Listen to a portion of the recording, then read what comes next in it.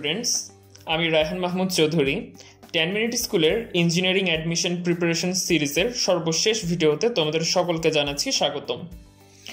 বিগত ভিডিওতে আমরা মূলত পদার্থবিজ্ঞান প্রথম পত্রের বিগত বছরের বিভিন্ন কোয়েশ্চেন সমাধান করেছি। আজকের এই ভিডিওতে আমরা ওভারঅল সম্পূর্ণ পদার্থবিজ্ঞান দ্বিতীয় পত্রের বিগত বছরের আসা বিভিন্ন সমস্যা সমাধান করব। বিগত ভিডিওর মতো এই ভিডিওতেও তোমাদের জন্য উপদেশ হলো প্রত্যেকটি সমস্যা আগে নিজেরা সমাধানের চেষ্টা করবে, তারপর তোমাদের সমাধান যদি মিলে যায় তাহলে তো ভালো, আর কোনো কিছু যদি বুঝতে অসুবিধা হয় বা তোমরা যদি নিজেরা সমস্যাটি সমাধান করতে না পারো তাহলে এখানে ভিডিওতে যে সলিউশন প্রসেস আমি দেখাবো তা ফলো করবে। তো চলো শুরু করা যাক। প্রথম সমস্যাটিতে বলা হচ্ছে 100 ডিগ্রি সেলসিয়াস তাপমাত্রার 4 কেজি পানিকে 100 ডিগ্রি সেলসিয়াস তাপমাত্রার বাষ্পে পরিণত করা হলো, এন্ট্রপির বৃদ্ধি নির্ণয় করো। আমরা জানি এন্ট্রপির এখানে যে বৃদ্ধি ঘটবে ডেল এস তা ইকুয়াল হবে del Q divided by T, অর্থাৎ 4 কেজি তাপমাত্রার 100 ডিগ্রি সেলসিয়াস তাপমাত্রার পানি 100 ডিগ্রি সেলসিয়াস তাপমাত্রার বাষ্পে পরিণত হতে যে তাপটি গ্রহণ করবে তা ডিভাইডেড বাই এই 100 ডিগ্রি সেলসিয়াসকে যদি আমি ক্যালভিনে কনভার্ট করি, ক্যালভিন তাপমাত্রায় তা। তো এক্ষেত্রে আমরা জানি যখন পানি বাষ্পায়িত হয়, অর্থাৎ 100 ডিগ্রি সেলসিয়াস তাপমাত্রার পানি যখন 100 ডিগ্রি সেলসিয়াস তাপমাত্রার বাষ্পে পরিণত হচ্ছে তখন তার তাপমাত্রার কোনো পরিবর্তন হচ্ছে না। এক্ষেত্রে পানি বাষ্পায়নের যে সুপ্ত তাপ রয়েছে তা গ্রহণ করবে এবং বাষ্পায়নের যে সুপ্ত তাপ এলভি বা ল্যাটেন্ট হিট অফ ভ্যাপর তার যে মান রয়েছে তা কিন্তু 22,68,000 জুল পার কেজি। তাহলে এক্ষেত্রে আমাদের ডেল কিউ এর যে ভ্যালু হবে তা কিন্তু হবে mLv। m 4 কেজি এবং lv এখানে যে মানটি রয়েছে, এবং t আমাদের 100 ডিগ্রি সেলসিয়াস, যাকে আমরা এখন ক্যালভিনে কনভার্ট করে ফেলবো। সো মানগুলো যদি আমরা বসিয়ে দিই 4 × 2068 ডিভাইডেড বাই এখানে t এর ভ্যালু 100 প্লাস 273, দ্যাট মিনস 373, এবং এখানে এন্ট্রপির যে একক রয়েছে তা কিন্তু জুল পার ক্যালভিন। একে যদি তোমরা ক্যালকুলেশন করো তাহলে কিন্তু চলে আসবে 24,321.72 জুল পার ক্যালভিন। এটি আমাদের এন্ট্রপির বৃদ্ধির মান। পরবর্তী সমস্যাটিতে বলা হচ্ছে একটি কার্নো ইঞ্জিন যখন 27 ডিগ্রি সেলসিয়াস তাপমাত্রায় তাপগ্রাহকে থাকে তখন এর কর্মদক্ষতা হয় 50%। একে 60% দক্ষ করতে হলে এর উৎসের তাপমাত্রা কত বাড়াতে হবে? ইনিশিয়ালি এর দক্ষতা 50% এবং গ্রাহকের তাপমাত্রা 27 ডিগ্রি সেলসিয়াস। তাহলে ইনিশিয়াল যে উৎসের তাপমাত্রা রয়েছে তা আমাদের আগে বের করতে হবে। আমরা এক্ষেত্রে কর্মদক্ষতার যে ফর্মুলা রয়েছে 1 - T prime divided by T. এখানে যে টি প্রাইম রয়েছে তা তাপগ্রাহকের তাপমাত্রা এবং যে টি রয়েছে তা হলো তাপ উৎসের তাপমাত্রা।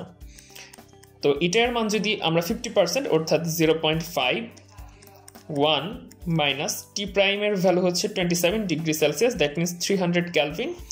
টি এর ভ্যালু আমাদের বের করতে হবে। তো এখান থেকে কিন্তু ক্যালকুলেশন করলে টি এর ভ্যালু পেয়ে যাচ্ছি আমরা 600 ক্যালভিন। এটি একদম শুরুতে যখন কর্মদক্ষতা 50% ছিল তখন তাপ উৎসের তাপমাত্রা। তো নতুন যে কর্মদক্ষতা রয়েছে তা কিন্তু 0.6। এটাই উল্টো হবে 1 - আমার কিন্তু গ্রাহকের তাপমাত্রার কোনো প্রকার চেঞ্জ করব না, তা 300 ক্যালভিনই থাকবে। নতুন যে তাপ উৎসের তাপমাত্রা রয়েছে তাকে যদি আমরা T1 দ্বারা ডিনোট করি, সেই T1 এর ভ্যালুটি আমাদের বের করতে হবে। সো এখান থেকে আমরা পেয়ে যাচ্ছি 300 divided by T1 equal to 1 - 0.6, that means 0.4। তো 300 ডিভাইডেড বাই 0.4 এটা হবে 750 ক্যালভিন।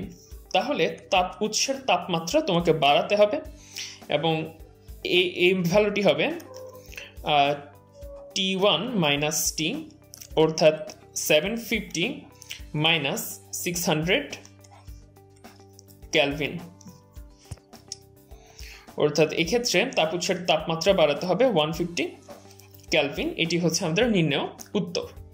পরবর্তী সমস্যাটিতে আমরা একটি সার্কিট দেখতে পাচ্ছি। এখন আমাদেরকে এখানে বলা হচ্ছে সার্কিটটির প্রত্যেকটি রোধের মধ্যে ডিসি কারেন্ট প্রবাহিত হচ্ছে। ধারক সি ইকুয়াল টু 4 মাইক্রোফ্যারাডের মধ্যে সঞ্চিত শক্তির মান আমাদের বের করতে হবে। তো আমরা ধরো এটা একটা এ বিন্দু চিন্তা করি এটাকে, এবং এটাকে বি বিন্দু চিন্তা করি। তো এ বি এর মধ্যে এই যে ধারকটি রয়েছে এর মধ্যে কতটুকু শক্তি সঞ্চিত হবে তা আমাদের বের করতে হবে। আমাদেরকে যে সার্কিটটি দেখানো হয়েছে তা কিন্তু সম্পূর্ণ সার্কিট নয়, একটি অংশ বিশেষ দেখানো হচ্ছে এবং বলা হচ্ছে পুরো সার্কিটটি সাম্যাবস্থায় রয়েছে। সো আমরা যদি নর্মালি একটি ধারককে একটি ব্যাটারির সাথে কানেক্ট করি, তাহলে শুরুতে কিন্তু এই ধারকের মধ্যে কারেন্ট প্রবাহিত হয়, এবং ধারকে যত কারেন্ট প্রবাহিত হবে এর চার্জ তত বাড়তে থাকবে। এক সময় এর চার্জ বৃদ্ধির কারণে যেহেতু এর বিভব বৃদ্ধি পাচ্ছে ধীরে ধীরে, সো এক সময় এর যে বিভব রয়েছে তা ব্যাটারির বিভবের সমান হয়ে যাবে। তখন কিন্তু এর মধ্যে আর কোনো প্রকার কারেন্ট প্রবাহিত হবে না, অর্থাৎ এই বর্তনীতে আর কোনো প্রকার কারেন্ট প্রবাহিত হবে না এর মধ্যে।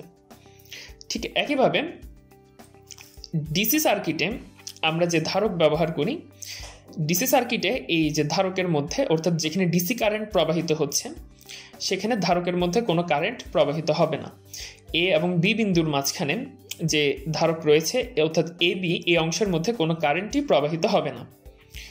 তো এর রিজনই হচ্ছে এখানে যে এ বি মধ্যে যে ধারকটি রয়েছে তা যেহেতু চার্জিত অবস্থায় রয়ে গিয়েছে, চার্জিত হয়ে যাবে, সো তার এর মধ্যে কোনো প্রকার কারেন্ট প্রবাহিত হবে না। তো এখন তোমরা কোয়েশ্চেন করতে পারো, আমার এখানে তো বলে দেওয়া নেই যে ধারকটি চার্জিত অবস্থায় আছে, কারণ আমি যদি এখানে একটা নতুন ধারককে যদি যুক্ত করতাম তাহলে কিন্তু এটা ইনিশিয়ালি প্রথমে চার্জিত হতো, এর মধ্যে কারেন্ট প্রবাহিত হতো, তারপর আস্তে আস্তে এটি হচ্ছে চার্জিত হয়ে গেলে এর মধ্যে আর কোনো কারেন্ট প্রবাহিত হতো না। কিন্তু আমাকে তো এখানে বলে দেওয়া নেই এটি কি আমি চার্জিত অবস্থায় এখানে কানেক্ট করেছি নাকি একটি নতুন ধারককে এখানে যুক্ত করেছি।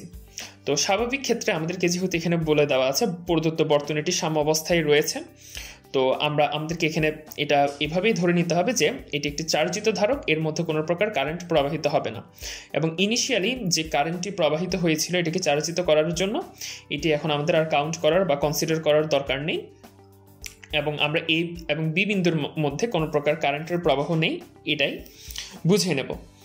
তো এখন এক্ষেত্রে তো আমরা বলতে পারি যে এখানে যে ব্যাটারিটি ব্যবহার করেছি তা ছিল ধরো 5 ভোল্ট। তো ব্যাটারির ধরো 5 ভোল্ট ধরলে এখানে যদি এটা সম্পূর্ণভাবে চার্জিত হয়ে যায় তাহলে এটার ধারকের মধ্যেও ধরো 5 ভোল্ট হয়ে যাবে, মানে এই ধারকের বিভবও 5 ভোল্ট হয়ে যাবে। কিন্তু এখানে তো আমরা এ আর বি বিন্দুর মাঝখানে যে ধারক রয়েছে তার সাথে কোনো প্রকার এরকম ব্যাটারির সম্বন্ধ দেখিয়ে বা সম্পর্ক দেখিয়ে সরাসরি বলতে পারছি না এটি কত বিভবের হবে এই ধারকটি। সো এক্ষেত্রে এটি যখন এভাবে বর্তনীর দুটি বিন্দুর মাঝখানে থাকবে তখন এই দুই বিন্দুর যে বিভব পার্থক্য রয়েছে সেই বিভবই হবে এই ধারকের বিভব। তো অর্থাৎ আমরা বলতে পারি এই ধারকের যে বিভব তা হবে VAB, এ এবং বি বিন্দুর যে বিভব পার্থক্য। সো খুব স্বাভাবিকভাবে তার মধ্যে যে শক্তি সঞ্চিত হবে তা ইকুয়াল টু হবে হাফ CV/AB²। তাহলে আমাদের এখন টার্গেটই হচ্ছে VAB এর মানটি বের করা। তো এই VAB এর মান বের করার জন্য আমাদের আরও কিছু জিনিস এখানে বের করতে হবে। প্রথমে দেখো আমাদের 5 ওহম, 1 ওহম এবং 3 ওহমের মধ্যে কারেন্টের প্রবাহ বের করতে হবে। তো 5 ওহমের মধ্যে আমরা কিভাবে কারেন্টের প্রবাহ বের করতে পারি? এই বিন্দুতে আমাদের প্রথমে KCL অ্যাপ্লাই করতে হবে, অর্থাৎ কিরশফ কারেন্ট ল অ্যাপ্লাই করতে হবে। তো এখানে দেখো এই বিন্দুতে এই 3 অ্যাম্পিয়ার কারেন্টটি উপর থেকে চলে আসছে বা প্রবেশ করছে, বাম দিক থেকে হচ্ছে আবার 2 অ্যাম্পিয়ার কারেন্ট আসছে। সো আমরা যদি KCL অ্যাপ্লাই করি তাহলে পেয়ে যাচ্ছি, অর্থাৎ 5 ওহমের মধ্যে যে কারেন্ট প্রবাহিত হবে তা কিন্তু হবে 3 + 2 অ্যাম্পিয়ার, অর্থাৎ হচ্ছে 5 অ্যাম্পিয়ার। এবং I5 এর মধ্যে যে কারেন্টটি প্রবাহিত হবে তা কিন্তু আবার 1 ওহমের মধ্যেও প্রবাহিত হবে। সো I1 = কিন্তু হচ্ছে আবার 5 অ্যাম্পিয়ার। এখন 3 ওহমের মধ্যে কোন কারেন্টটি প্রবাহিত হবে? এর জন্য বি বিন্দুতে যদি আমরা KCL অ্যাপ্লাই করি তাহলে দেখো বি বিন্দুতে 1 অ্যাম্পিয়ার কারেন্টটি প্রবেশ করছে। আবার আমরা ধরে নিলাম 3 ওহমের মধ্যে যে কারেন্ট প্রবাহিত হচ্ছে তার ডিরেকশন এই ধরনের I3, সো বি বিন্দুতে সেটিও প্রবেশ করছে I3। এবং বি বিন্দু থেকে নির্গত হচ্ছে 2 অ্যাম্পিয়ার। অর্থাৎ যারা প্রবেশ করেছে তাদেরকে যদি আমি পজিটিভ ধরি, নির্গত যায় হচ্ছে তাকে আমার নেগেটিভ ধরতে হবে 2 = 0। তো এখান থেকে কেসিএল অনুযায়ী আমরা I3 পেয়ে যাচ্ছি 2 - 1, দ্যাট মিনস 1 অ্যাম্পিয়ার। এখন আমরা এই যে অংশ রয়েছে এই অংশটিকে একটু আলাদাভাবে চিন্তা করব। অর্থাৎ এটি হচ্ছে আমার এ বিন্দু, এখানে ধরো একটি হচ্ছে 5 ওহম রোধ রয়েছে, তারপর হচ্ছে একটি 1 ওহম রোধ, দেন হচ্ছে 3 ওহমের রোধ, এদিকে ধরো আরও অংশ আছে সার্কিটের, এটা আমার লাগবে না এখন। এটা হচ্ছে আমার বি বিন্দু। তো এই 5 ওহমের মধ্যে তোমার কারেন্ট প্রবাহিত হচ্ছে 5 অ্যাম্পিয়ার, 1 ওহমের মধ্যে কারেন্ট প্রবাহিত হচ্ছে 5 অ্যাম্পিয়ার, এবং 3 ওহমের মধ্যে যে কারেন্ট প্রবাহিত হচ্ছে তা কিন্তু হচ্ছে 1 অ্যাম্পিয়ার। তো আমরা যে ভিএবি নির্ণয় করতে চাচ্ছি, ভিএবি, এটার জন্য যেহেতু ভিএবি তাহলে এ বিন্দু পজিটিভ, এ বিন্দু নেগেটিভ, ভিএবি বিভবের। তো আমরা যদি এই লুপের মধ্যে কেভিএল অ্যাপ্লাই করি, কিরশফ ভোল্টেজ ল অ্যাপ্লাই করি, তাহলে দেখো মাইনাস ভিএবি প্লাস 5 ইন্টু এই 5 ওহমের মধ্যে যে কারেন্ট প্রবাহিত হচ্ছে 5 প্লাস 1 ওহম এর মধ্যে যে কারেন্ট প্রবাহিত হচ্ছে 1 ইন্টু 5 প্লাস 3 ওহম ইন্টু এর মধ্যে যে কারেন্ট প্রবাহিত হচ্ছে কেভিএল অনুযায়ী। সো এখান থেকে আমরা ভিএবি কিন্তু পেয়ে যাচ্ছি 25 plus 5, that means 30, 30 plus 3, that means 33 volt. এটি হচ্ছে এ এবং বি বিন্দুর মধ্যবর্তী যে বিভব পার্থক্য। সো এ মান যদি এখন আমরা এখানে বসিয়ে দিই, তাহলে দেখো হাফ ক্যাপাসিটরের যে ক্যাপাসিটেন্স বা ধারকত্ব রয়েছে তা হচ্ছে 4 ইন্টু 10⁻⁶ ফ্যারাডে, এবং ভিএবি এর ভ্যালু হচ্ছে 33 স্কয়ার, এর একক হচ্ছে জুল। তো এটা যদি তোমরা ক্যালকুলেশন করে ফেলো তাহলে কিন্তু তোমাদের ভ্যালু চলে আসবে 2.178 ইন্টু 10⁻³ জুল। এটি হচ্ছে ধারকের সঞ্চিত শক্তির মান। পরবর্তী সমস্যাটিতে বলা হচ্ছে একটি সমান্তরাল পাত ধারকের প্রতিটি পাতের ক্ষেত্রফল 200 সেন্টিমিটার স্কয়ার এবং বায়ুতে পাতদ্বয়ের মধ্যবর্তী দূরত্ব 0.4 সেন্টিমিটার হলে এর ধারকত্ব নির্ণয় করো। যদি ধারকটি 500 ভোল্ট বৈদ্যুতিক উৎসের সাথে সংযোগ করা হয় তবে কত শক্তি সঞ্চিত হবে? সো প্রথমে আমরা ধারকত্ব নির্ণয় করি।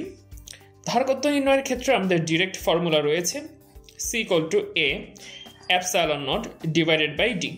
এখানে A হচ্ছে পাতদ্বয়ের ক্ষেত্রফল, epsilon naught হচ্ছে তড়িৎ ভেদনযোগ্যতা শূন্য মাধ্যমে, এবং D হচ্ছে পাতদ্বয়ের মধ্যবর্তী দূরত্ব। তো যেহেতু পাতদ্বয়ের মধ্যে এক্ষেত্রে বায়ু রয়েছে, সো এক্ষেত্রে আমরা epsilon naught লিখেছি। যদি বায়ু ব্যতীত অন্য কোনো মাধ্যম থাকতো তাহলে আমরা epsilon naught এর সাথে ওই মাধ্যমের পরাবৈদ্যুতিক ধ্রুবককে গুণ করে দিতাম। সো এখন যদি আমরা আমাদের ভ্যালুগুলো বসিয়ে দিই, এর ভ্যালু কিন্তু দেওয়া আছে 200 সেন্টিমিটার স্কয়ার, দ্যাট মিনস 200, এবং একে যদি মিটার স্কয়ারে কনভার্ট করতে চাই তাহলে 10⁻⁴ দ্বারা গুণ করতে হবে।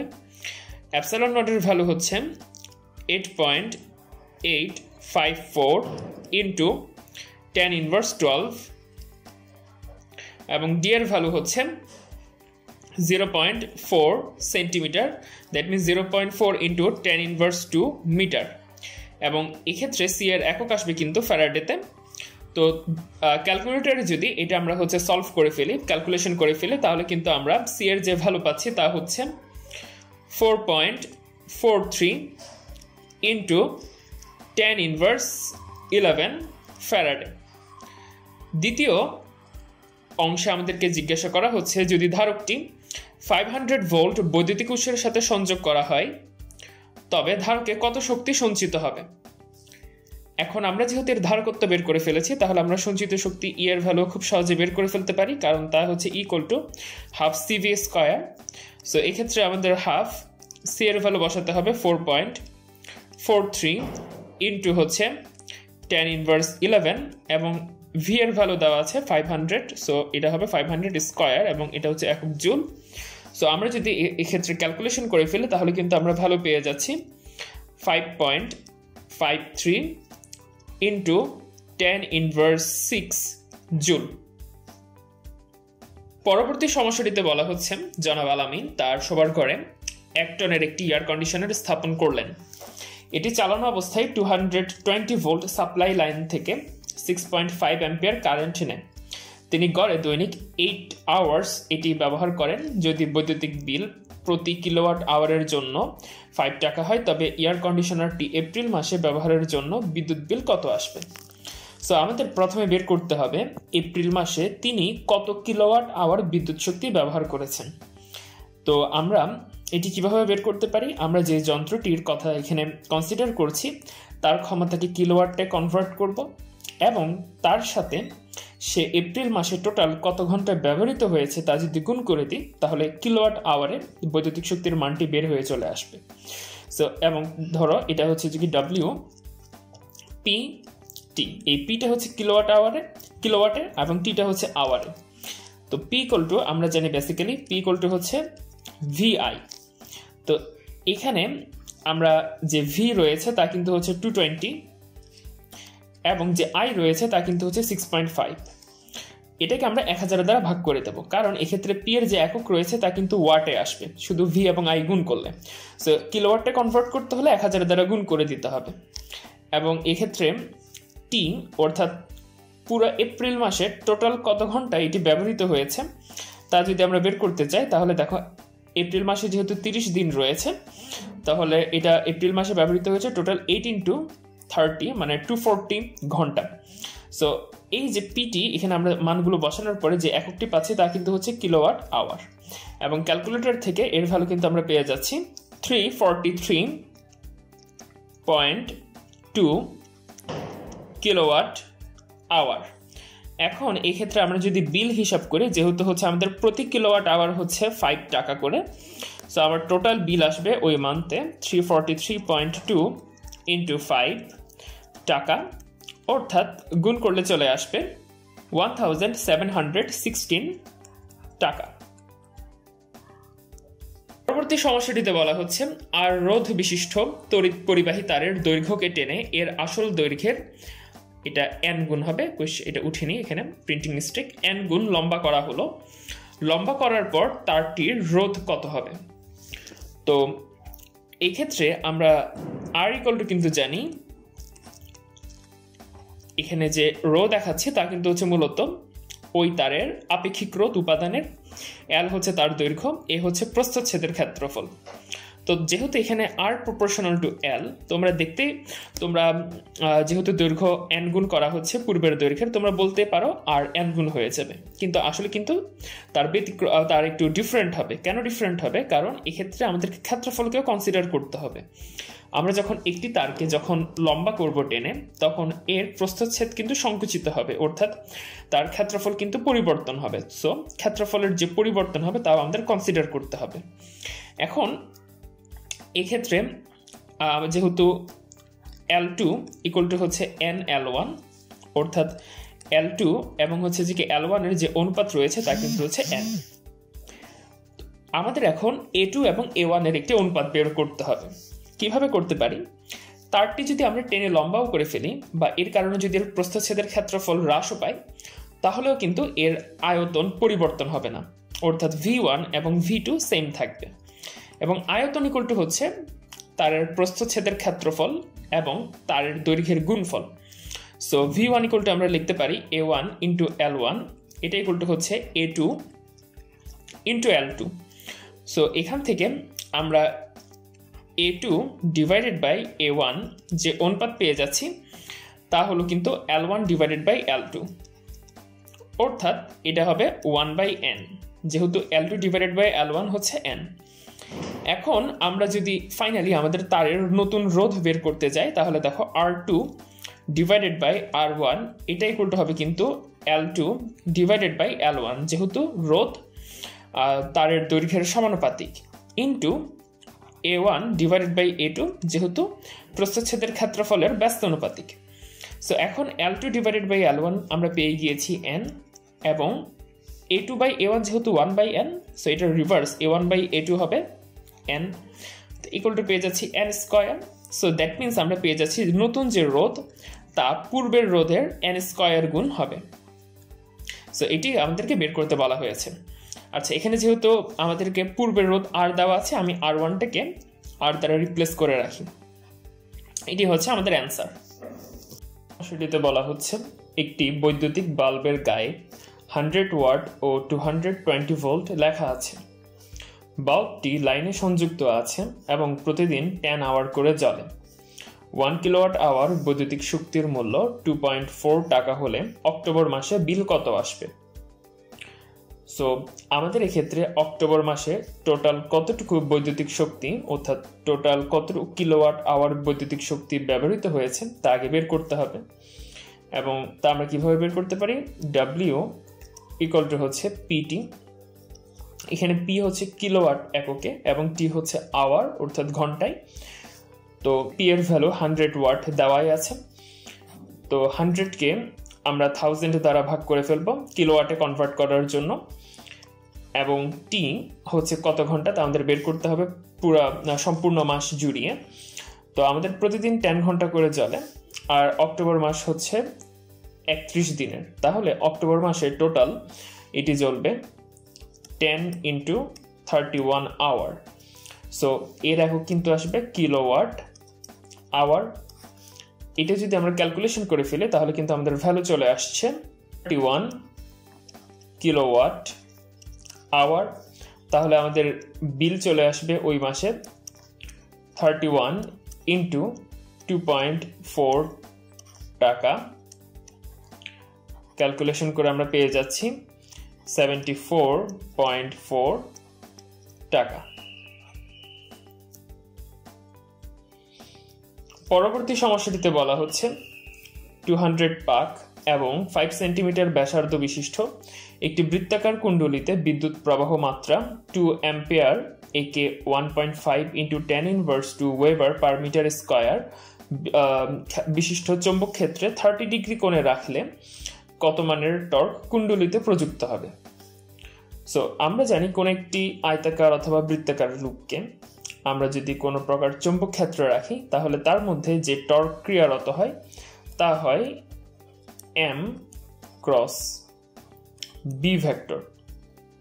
এখানে B ভেক্টর দ্বারা মূলত চৌম্বক ক্ষেত্রকে বোঝানো হয়ে থাকে এবং M ভেক্টর দ্বারা মূলত সে পরিবাহিতে অর্থাৎ লুপে কারেন্ট প্রবাহের কারণে যে চৌম্বক ভ্রামক সৃষ্টি হয় তাকে বোঝানো হয়ে থাকে। এবং আমরা জানি কোন একটা বৃত্তাকার বা আয়তাকার লুপে যখন I কারেন্ট প্রবাহিত হয় এবং তার ক্ষেত্রফল যদি A হয়ে থাকে তাহলে তার যে ভ্রামকের মান চৌম্বক ভ্রামকের মান M ভেক্টর তা কিন্তু হয় NIA ভেক্টর, যেখানে N হচ্ছে ওই বৃত্তাকার লুপের লুপ সংখ্যা, অর্থাৎ ওখানে যদি একটি লুপ না থেকে একাধিক লুপ থাকে বা কুণ্ডলীতে কতটি লুপ থাকে তার মান, I হচ্ছে প্রবাহিত তড়িতের মান। সো আমরা এখান থেকে পেয়ে যাই NIA × B ভেক্টর, অর্থাৎ টাওয়ের যে মান রয়েছে তা হয় NIAB sin θ।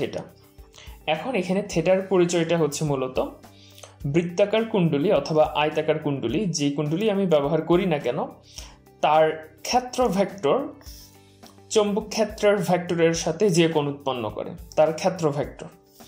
আচ্ছা, এখন আমরা এটা যদি হয় আমাদের ধরা যাক চৌম্বক ক্ষেত্রের ডিরেকশন, আমরা এই বৃত্তাকার কুণ্ডলীকে ধরা যাক এভাবে রেখেছি।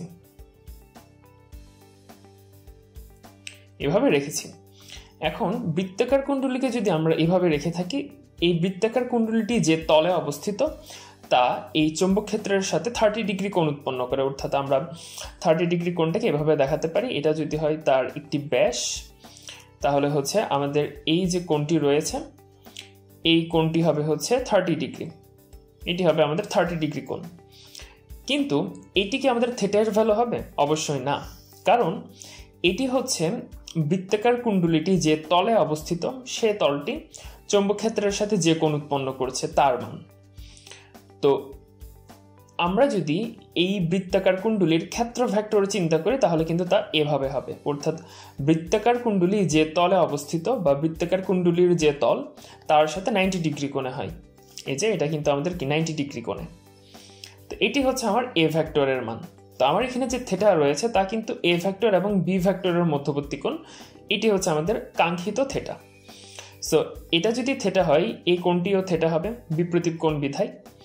তো এই কোণটি যদি 90 ডিগ্রি হয় এটিও 90 ডিগ্রি, এবং এটি যেহেতু 30 ডিগ্রি তাহলে অবশ্যই এই থেটার ভ্যালু হচ্ছে 90 ডিগ্রি মাইনাস 30 ডিগ্রি।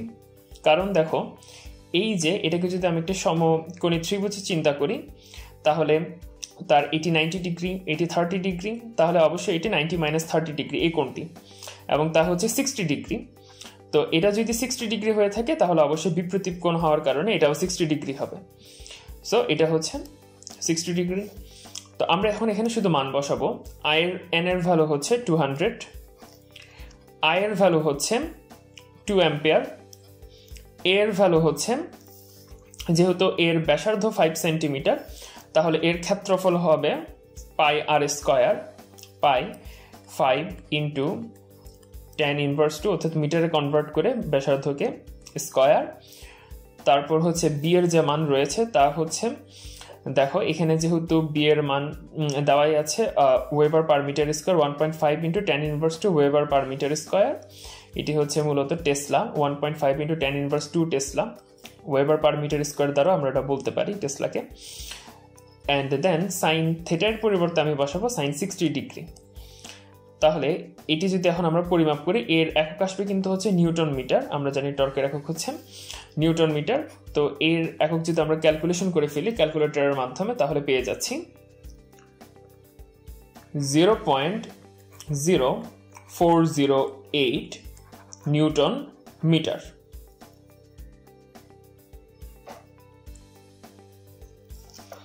পরবর্তী সমস্যাটিতে বলা হচ্ছে tan into tan inverse 4 Tesla মানের একটি সুষম চৌম্বক ক্ষেত্রে একটি ইলেকট্রন 1 সেন্টিমিটার ব্যাসার্ধের বৃত্তাকার পথে সর্বোচ্চ কত ভরবেগে ঘুরবে। দেখো একটি সুষম চৌম্বক ক্ষেত্রে একটি ইলেকট্রন বৃত্তাকার পথে ঘুরছে, এটার অর্থ কি?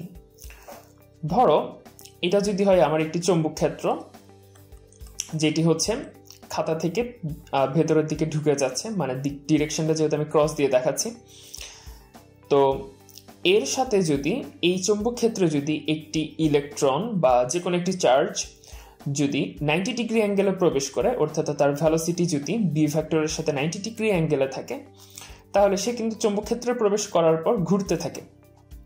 তো যেহেতু এখানে চৌম্বক ক্ষেত্রটি বৃত্তাকার পথে ঘুরছে বলা আছে, তাহলে আমরা এটা অ্যাজিউম করতে পারি এই চৌম্বক ক্ষেত্রে সে 90 ডিগ্রি অ্যাঙ্গেলে প্রবেশ করেছিল। তো সেক্ষেত্রে আমরা কোন একটি চৌম্বক ক্ষেত্রে গতিশীল চার্জ যে বল লাভ করে বা তার উপর যে বল ক্রিয়ারত হয় তা কিন্তু জানি এফ ভেক্টর, এটা ইকুয়াল টু হচ্ছে q into v cross B vector, এবং এর যে মান রয়েছে তা হচ্ছে F q V B sine theta.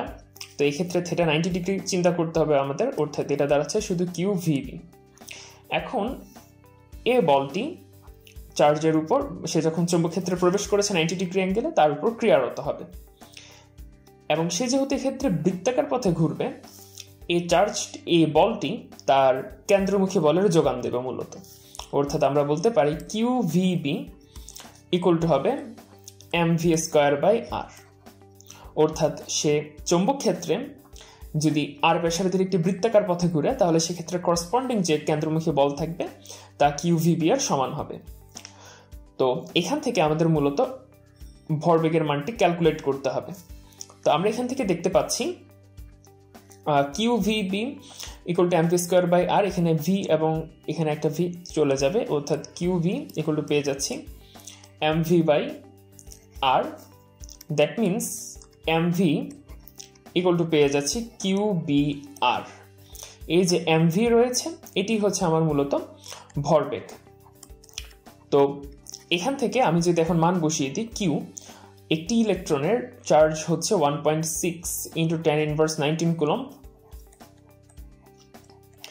যে বি রয়েছে তা আমাদেরকে দেওয়াই আছে 10 into tan inverse 4 Tesla, 10 into tan inverse 4 Tesla, এবং আর এর যে মান রয়েছে তা হচ্ছে 1 সেন্টিমিটার। তো 1 সেন্টিমিটার মানে হচ্ছে tan ইনভার্স 2 মিটার। এটি হচ্ছে আমার ভরবেগের মান, এবং ভরবেগের মান ভরবেগের যে একক রয়েছে তা কিন্তু হয় কেজি এম এস ইনভার্স 1। তো আমরা যদি ক্যালকুলেটরের সাহায্যে এটি ক্যালকুলেশন করে ফেলে তাহলে বের হয়ে যাচ্ছে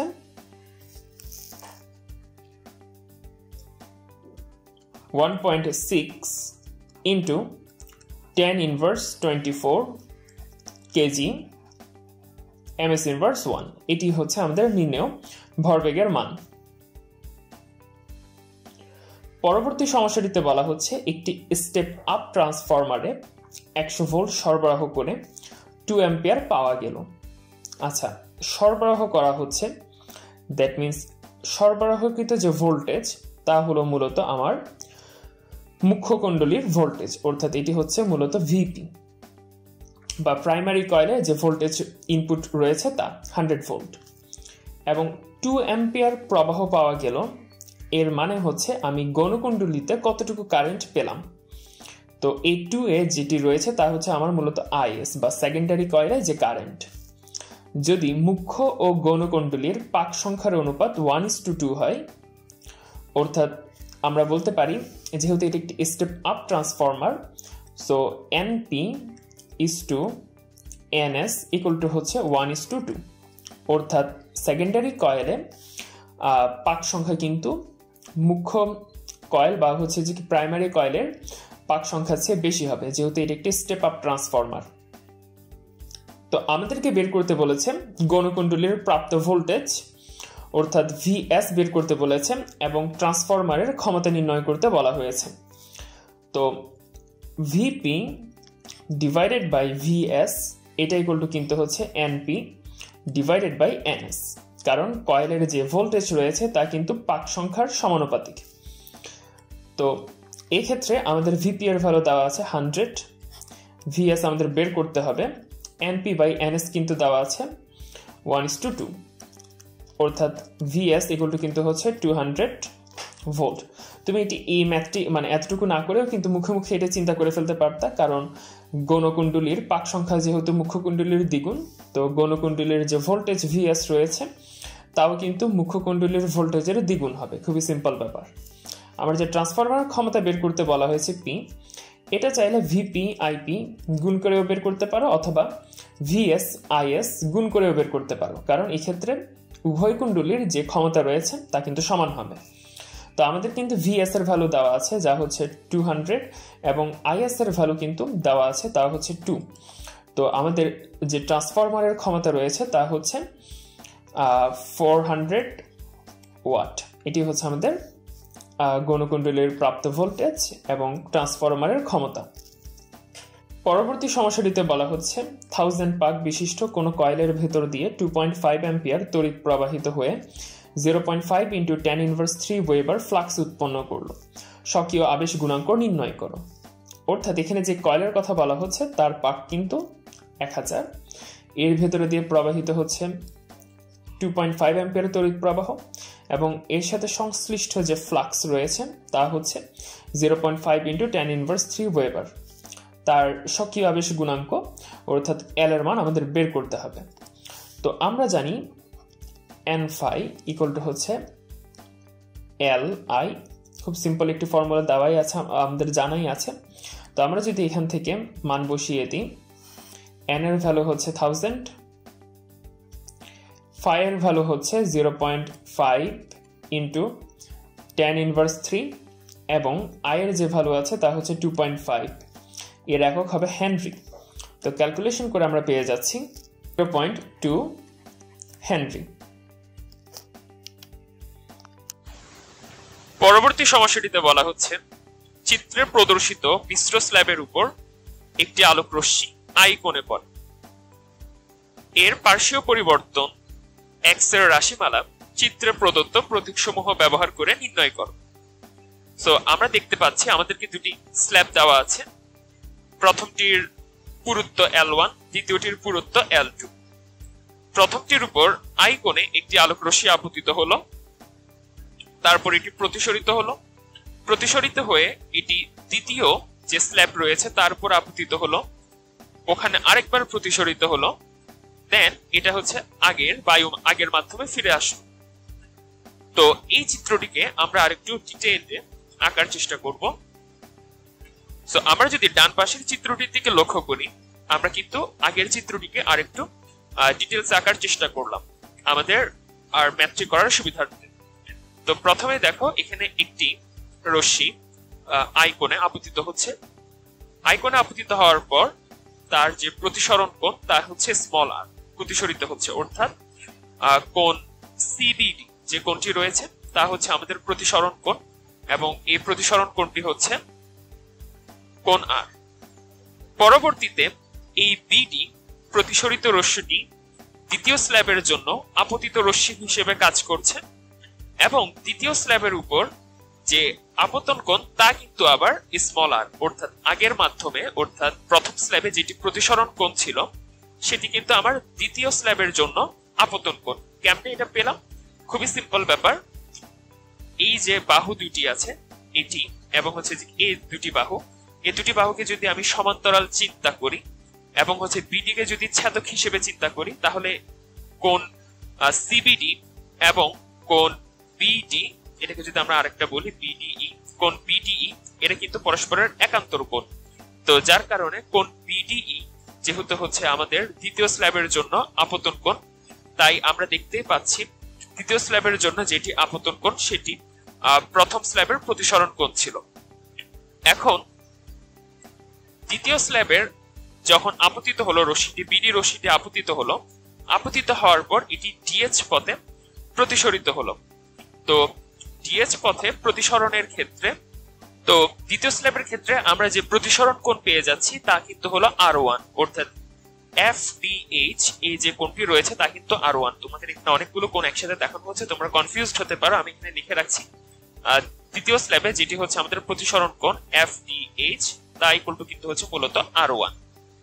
আচ্ছা, ডিএইচ পথে প্রতিসরিত হওয়ার পর সেটি ফাইনালি নির্গত হবে, এবং এটি আগে যে মাধ্যম থেকে প্রবেশ শুরু করেছিল মিশ্র স্ল্যাবটিতে সেখানে আবার হচ্ছে নির্গত হচ্ছে। সো দেখো আমাদের যেটা বাম পাশের চিত্র আছে এখানে যদিও এটা একদম স্ট্রেট লাইন দেখানো হয়েছে, এটি কিন্তু হচ্ছে যে কিছুটা বেঁকে যাবে যখন ফাইনালি নির্গত হবে। তো যাই হোক, এখন আমাদেরকে যে পার্শ্ব সরণ বের করতে বলেছে, আমরা আমাদের চিত্রে পার্শ্ব সরণটাকে কিভাবে দেখাতে পারি? এই যে দেখো ওরা বাম পাশের চিত্রে পার্শ্ব সরণকে দেখাচ্ছে যে বিন্দুতে আপতিত হয়েছিল, এই যে বিন্দুতে সে আপতিত হয়েছিল সেখানে তার যে আপতিত রশ্মিটি যে দিক বরাবর ছিল সেদিক বরাবর দেখো ডট ডট টেনে দিয়েছে, এবং ফাইনালি নির্গত রশ্মি যেদিকে বের হয়েছে তার সাথে ওই একদম শুরুর আপতিত রশ্মির যে লম্ব দূরত্ব রয়েছে তাই কিন্তু এক্ষেত্রে পার্শ্ব সরণ।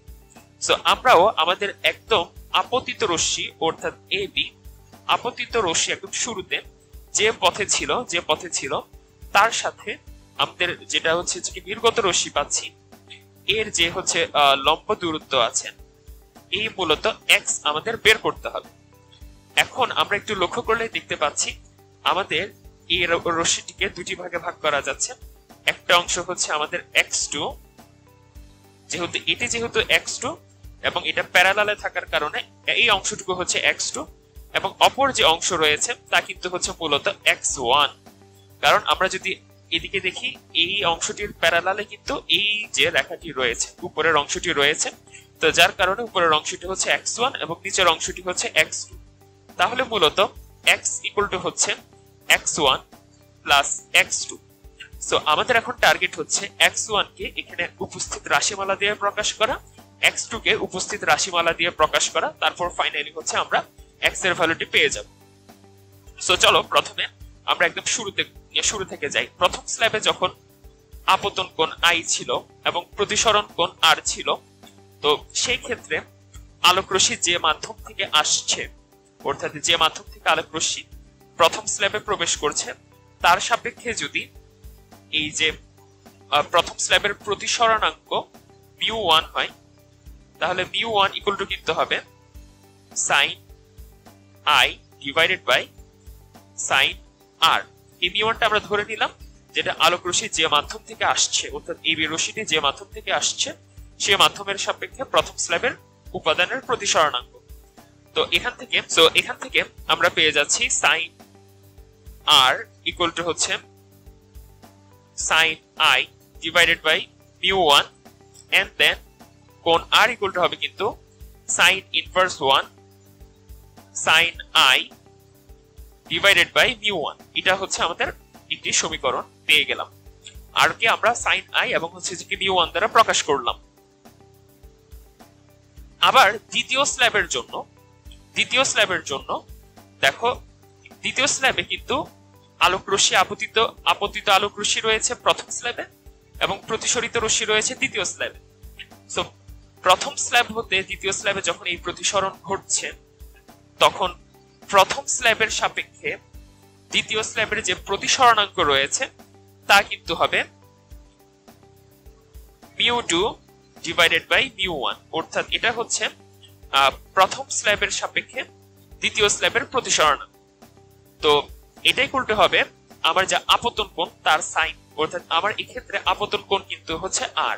এই যে আগেই বলেছি, দ্বিতীয় স্ল্যাবের প্রতিসরণের ক্ষেত্রে আপতন কোণ হচ্ছে আর এবং প্রতিসরণ কোণ কিন্তু হচ্ছে যে r1, অর্থাৎ পেয়ে যাচ্ছে আমাদের সাইন r1। তাহলে এখান থেকে আমরা লিখতে পারি μ1 সাইন আর ইকুয়াল টু হচ্ছে μ2 সাইন r1। এখন একটা ব্যাপার লক্ষ্য করো, μ1 সাইন আর এটা ইকুয়াল টু কিন্তু ছিল আবার সাইন আই, কারণ আমরা এই জায়গা থেকে লিখতে পারি সাইন আই ইকুয়াল টু কিন্তু হচ্ছে μ1 সাইন আর। সো আমার এখানে μ1 সাইন আর এর পরিবর্তে তাহলে আমি এটাকে ছোট করে লিখে দিতে পারি সাইন আই এটা ইকুয়াল টু হচ্ছে μ2 সাইন r1। সো আমি এখান থেকে r1 ইকুয়াল টু পেয়ে যাচ্ছি sine inverse 1 sine I divided by μ2। এখন আমরা জায়গা সংকুলন না হওয়ার কারণে নতুন আরেকটি পেজে চলে আসলাম। সো আমাদের পূর্বে যতটুকু আমরা করেছি তারপরে আমাদের যা করতে হবে, দেখো আমাদের এখানে একটি ত্রিভুজ রয়েছে, ত্রিভুজ বিসিডি। এই যে ত্রিভুজ বিসিডি, এখন এই ত্রিভুজে কিন্তু আমাদের একটি সমকোণী ত্রিভুজ। এখন এই সমকোণী ত্রিভুজে আমরা দেখতে পাচ্ছি যে কোণ সিবিডি রয়েছে। এই কোণ সিবিডি এটা কিন্তু হচ্ছে আর, যেহেতু এটা প্রথম স্ল্যাবের ক্ষেত্রে প্রতিসরণ কোণ, এটা আমরা দেখেছি অলরেডি। এখন আমরা cos r অর্থাৎ cos কোণ সিবিডি এটা ইকুয়াল টু পেয়ে যাচ্ছি ভূমি ডিভাইডেড বাই অতিভুজ। তো কোণ r এর সাপেক্ষে ভূমি হচ্ছে BC, so BC divided by অতিভুজ হচ্ছে বিডি, এখন এই এখানে যে বিডি রয়েছে সেই বিডি ইকুয়াল টু হচ্ছে BC divided by cos r। তো এখানে বিসি ইকুয়াল টু কিন্তু হচ্ছে আবার প্রথম স্ল্যাবের পুরুত্ব যা হচ্ছে L1, এবং যে cos r রয়েছে এখানে r এর মান কিন্তু আমরা অলরেডি বের করে রেখেছি।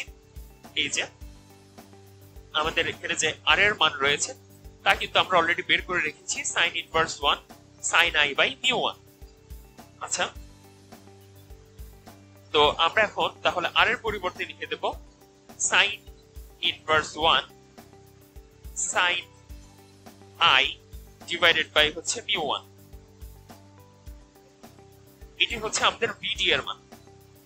এখন আমরা বিডি এর মান কেন বের করলাম তা তোমরা কিছুক্ষণ পরেই বুঝে যাবা যখন আমরা হচ্ছে x1 এর ভ্যালুটি বের করে ফেলব। তো x1 এর ভ্যালুটি বের করার জন্য আমাদের একটু এখন বুদ্ধি অ্যাপ্লাই করতে হবে। তো আমাদের এখন দেখতে হবে চিত্রে x1 কোন সমকোণী ত্রিভুজের মধ্যে আছে, বাহু হিসেবে আছে। তো আমরা দেখতেই পাচ্ছি ত্রিভুজ বিডিই তে কিন্তু আমরা x1 কে দেখতে পাচ্ছি, ত্রিভুজ বিডিই। এখন এই ত্রিভুজ বিডিই তে যে কোণ ডিবিই আছে, কোণ ডিবিই, এই কোণটি কিন্তু মূলত কোণ ডিবিসি মাইনাস কোণ সিবিই। তো এখানে কোণ ডিবিসি কত, এখানে কোণ ডিবিসি যে রয়েছে কোণ ডিবিসি তা কিন্তু আমাদের আর, তা আমরা জানি। এবং যে কোণ সিবিই আছে, সিবিই তা কিন্তু হচ্ছে মূলত বিপরীত কোণ অনুযায়ী এই কোণ আই এর মান বা কোণ আই এর সমান। তো এখন আমরা যদি সাইন কোণ ডিবিই বা সাইন কোণ আর মাইনাস আই চিন্তা করি, তাহলে তা কিন্তু হবে লম্ব ডিভাইডেড বাই অতিভুজ, এবং এক্ষেত্রে লম্ব হচ্ছে কিন্তু আমাদের x1 বা d, এই যে লম্ব হচ্ছে d বা x1 এবং অতিভুজ হচ্ছে bd, অতিভুজ হচ্ছে bd। সো আমরা bd কেন বের করেছিলাম? এই কারণ এক্ষেত্রে আর আই এদেরকে অলরেডি কিন্তু আমরা হচ্ছে বিভিন্ন ভাবে আমাদের দেওয়া ইনফরমেশন অনুযায়ী বা প্রতীকের সাহায্যে বের করে ফেলেছি। সো বিডি এর জন্য হচ্ছে যে আমরা এইভাবে বের করে ফেললাম আমাদের জানা প্রতীকগুলোর সাহায্যে। সো এখন যদি আমরা পাশে এখন কিন্তু আমরা x1 ইকুয়াল টু পেয়ে যাচ্ছি BD into sine r minus i. So এখন আমরা যদি বিডি এর মান বসিয়ে দিই L1 divided by cos sin inverse 1 sin I divided by mu1 into sin R minus I। মধ্যে আমাদের L1 কিন্তু পূর্বের চিত্রে দেওয়া ছিল, mu1 পূর্বের চিত্রে দেওয়া ছিল, যেটি স্মল i এটিও কিন্তু হচ্ছে আমাদের যে মূল আপতন কোণ দেওয়া ছিল এই যে পূর্বের চিত্রে ক্যাপিটাল আই হিসেবে দেওয়া ছিল, তা সমস্যা নেই, একই কথা। কিন্তু আমাদের চিত্রে দেওয়া ছিল না, মানে একদম শুরুর যে চিত্র, প্রশ্নের যে চিত্র, সেখানে আর দেওয়া ছিল না। সো আমাদের এখানে আরটাকে আবার রিপ্লেস করে দিতে হবে। সো ফাইনালি আমরা এখানে L1 সাইন আর এর পরিবর্তে আমরা বসিয়ে দেব আর এর মান কিন্তু আমরা অলরেডি বের করে রেখেছি, এবং হচ্ছে যে কি তা হবে সাইন ইনভার্স 1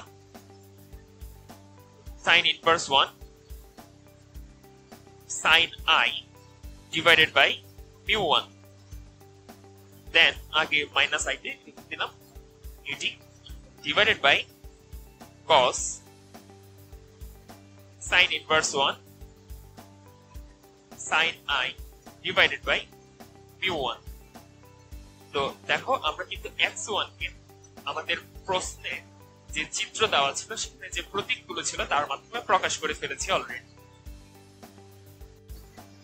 এখন আমরা একটি কাজ যেহেতু করে ফেলেছি, x1 কে চিত্রে উল্লেখিত প্রতীকের সাহায্যে বের করে ফেলেছি, আমাদের এখন কাজ হচ্ছে x2 কে সেম ভাবে বের করে ফেলা, এবং আমরা সেম প্রসেস কিন্তু এই ক্ষেত্রে অ্যাপ্লাই করব। প্রথমে আমাদের এই ক্ষেত্রে দেখো যে ত্রিভুজ রয়েছে, ত্রিভুজ DHF, এই যে একটি সমকোণী ত্রিভুজ, ত্রিভুজ DHF, এই সমকোণী ত্রিভুজের যে কোণ HDF আছে, কোণ HDF তা কিন্তু হচ্ছে মূলত কোণ R1, অর্থাৎ দ্বিতীয় স্ল্যাবের ক্ষেত্রে যে প্রতিসরণ কোণ ছিল।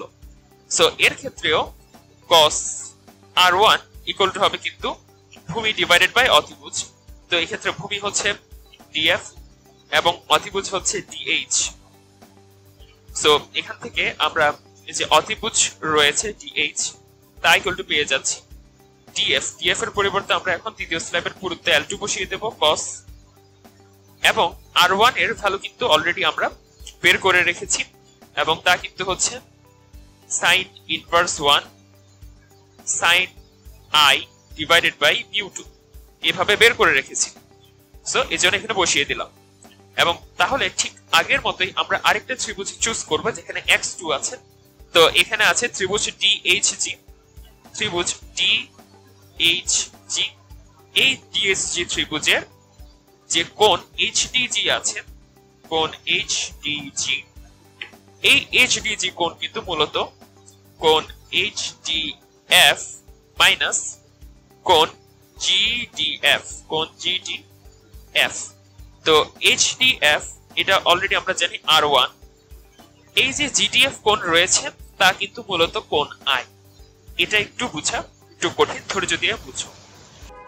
এখন আমরা যদি চিত্রে একটু লক্ষ্য করি, আমাদের একদম শুরুতে যে আপতন কোণ ছিল কোণ ABO, এটা ইকুয়াল টু কিন্তু ছিল আমাদের I। তো এটার যে বিপরীত কোণ কোণ CBE অথবা কোণ EBC, এটাও হচ্ছে I হবে, কারণ হচ্ছে যেহেতু তারা পরস্পরের বিপরীত কোণ, কোণ CBE এবং হচ্ছে যে কোণ ABO। পরস্পরের বিপরীত কোণ হওয়ার কারণ। এখন বিসি ও ডিএফ এরা হচ্ছে পরস্পরের সমান্তরাল। সো বিসি এবং ডিএফ পরস্পরের সমান্তরাল হওয়ার কারণে কোণ এফবিসি এবং কোণ বিএফডি এরা পরস্পরের সমান। কারণ হচ্ছে এরা পরস্পরের একান্তর কোণ। যদি বিএফ ছেদক হয়, বিসি এবং ডিএফ সমান্তরাল হওয়ার কারণে এরা পরস্পরের একান্তর কোণ। সো এটা ইকুয়াল টু হচ্ছে আমরা পেয়ে যাব মূলত আই। কেননা এখানে যে সিবিই আছে এটাকে আমরা সিবিএফ বলতে পারি। সিবিই, আচ্ছা এটাকে আমরা এভাবে লিখি, কোণ সিবিই এটা হচ্ছে যে কি মূলত কোণ এফবিসি, একই জিনিস, জাস্ট হচ্ছে যে কি নামকরণটা আমরা এক একভাবে করছি, এর জন্য ডিফারেন্ট না, মূলত এফবিসি বা সিবিই। সো তাহলে আমরা হচ্ছে এখানে পেয়ে যাচ্ছি কোণ বিএফডি ইকুয়াল টু হচ্ছে আমরা আই পেয়ে যাচ্ছি। এখন কোণ বিএফডি যে কথা, কোণ ইএফডিও সেম কথা, অর্থাৎ কোণ ইএফডি এটাও ইকুয়াল টু কিন্তু হচ্ছে আই পেয়ে যাচ্ছি আমরা। তো এতটুকু পাওয়ার পরে আমাদের আবার আরেকটা জিনিস লক্ষ্য করতে হবে, সেটা হচ্ছে ইএফ এবং ডিজি এরা কিন্তু হচ্ছে পরস্পরের সমান্তরাল রেখা। ইএফ আর ডিজি এরা হচ্ছে পরস্পরের সমান্তরাল রেখা। তো এরা যদি সমান্তরাল হয় এবং ডিএফ যদি এদের ছেদক হয়, তাহলে কোণ ইএফডি আর কোণ জিডিএফ এরা আবার পরস্পরের সমান। কোণ জিডিএফ কেন পরস্পরের সমান? কারণ দেখো কোণ ইএফডি এবং কোণ জিডিএফ এরা কিন্তু পরস্পরের একান্তর কোণ যদি ডিএফ আমার ছেদক হয়। তো কোণ ইএফডি এবং কোণ জিডিএফ এরা যেহেতু পরস্পরের সমান, তো এবং কোণ ইএফডি যেহেতু ইকুয়াল টু আই আমরা অলরেডি দেখেছি, তাহলে আমরা লিখতে পারি আই ইকুয়াল টু হচ্ছে কোণ জিডিএফ পেয়ে গেলাম। তো এই জন্য বলছি আমরা এখানে যে কোণ জিডিএফ আছে তা হচ্ছে মূলত আই। অ্যান্ড দেন ফাইনালি হচ্ছে আমরা ত্রিভুজ এইচজিডি তে পেয়ে যাচ্ছি সাইন R1 মাইনাস আই, এটা ইকুয়াল টু হচ্ছে লম্ব, এখানে লম্ব হচ্ছে এটি, কারণ R1 মাইনাস আই এটি যদি আমার কোণ হয়, এই কোণের সাপেক্ষে লম্ব হচ্ছে x2 এবং অতিভুজ হচ্ছে DH। ঠিক আছে, তো এখান থেকে আমরা x2 পেয়ে যাচ্ছি DH into sin R1 minus I. তো আমরা যদি DH এর ভ্যালুটি বসিয়ে দিই এখন, এই যে L2 sin R1 minus I divided by cos sin inverse 1 sin I divided by হচ্ছে mu 2। তো এখন যদি আমরা R1 কেও রিপ্লেস করে দিই, তাহলে L2 sin R1 এর জায়গায় আমরা বসাবো sin inverse 1 sin I divided by হচ্ছে mu 2 আর মাইনাস আই তো ছিলই আগে থেকে, ডিভাইডেড বাই যে যা আছে cos sin inverse 1 sin I divided by হচ্ছে mu 2। সো এভাবে দেখো আমরা x1 ও বের করে ফেলেছি, x2 ও বের করে ফেলেছি। সো তোমাদের যেটা ফাইনাল উত্তর লিখতে হবে তা কিন্তু হচ্ছে x equal to x1 plus x2, অর্থাৎ x1 এর যে ভ্যালু পেয়েছো তা নিয়ে এখানে x1 এ বসিয়ে দেবা এবং x2 এর যে ভ্যালু পেয়েছো তাও কিন্তু এখানে বসিয়ে দেবা। এবং তোমরা যদি চেক করে দেখতে চাও তাহলে দেখো যে আমাদের যে একদম শুরুতে যে প্রথম চিত্র ছিল তাতে কিন্তু L2 I mu2 mu1 এর রাশিগুলো কিন্তু ছিল এবং I ও ছিল। I হচ্ছে যে একদম শুরুতে যে আবদ্ধ কোণ ক্যাপিটাল I বলেছিল সেটি হচ্ছে মূলত I। সো আমরা কিন্তু x1 এবং x2 কে সাকসেসফুলি একদম শুরুর চিত্রে যে প্রতীকগুলো ছিল তার মাধ্যমে প্রকাশ করতে পেরেছি। সো এখন x ইকুয়াল টু হবে সিম্পল x1 প্লাস x2। তো তোমরা জাস্ট x1 এবং x2 এর যে আমরা ডিরাইভ করেছি মান ওগুলো হচ্ছে বসিয়ে দেবা। সো এই ম্যাথটি হচ্ছে মোটামুটি অনেক লম্বা।